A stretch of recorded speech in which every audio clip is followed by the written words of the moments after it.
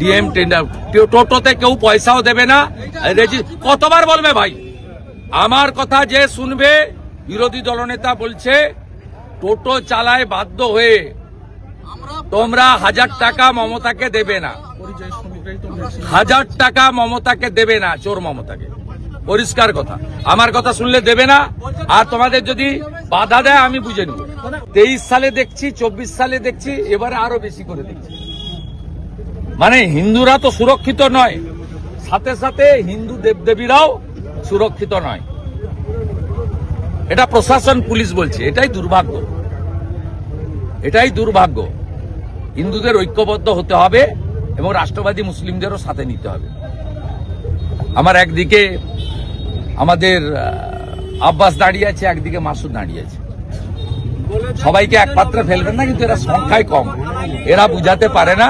কারণ নির্বাচনের আগে 2500 টাকা ভাতা পাওয়া ইমামরা ব্রেনটা ওয়াশ করে দেয়, তখন শিক্ষিত মাসুদের কথা চলে না। মা দুর্গাকেও বলেছিলাম, মা তোমার ত্রিশূলটা, এ বাংলায় প্রচুর ধর্ষক বেড়ে গেছে, কোনো বোন কন্যা সুরক্ষিত নয়। এই ধর্ষকদের শেষ করার জন্য মা কালীর খড়গটাও লাগবে। ওই প্রার্থনা করছি অভয়া থেকে দুর্গাপুর মেডিকেল কলেজ, আমাদের কোনো মেয়ে কোনো বোন এই বাংলায় সুরক্ষিত নয়। মা দুর্গার ত্রিশূল আর মা কালীর খড়গটা লাগবে এই ধর্ষকদেরকে শেষ করার জন্য। কালী মাতা আমাদের শক্তি দিক, আমরা যাতে নারী সুরক্ষা দিতে পারি, কন্যা সুরক্ষা দিতে পারি।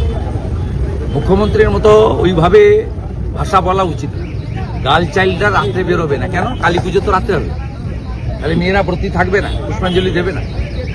মেয়েদের সুরক্ষা মেয়েরাই নিয়ে নিবে, তাহলে আমরা আছি কি করতে? সরকার আছে কি করতে? অতএব এগুলো বর্জন করুন।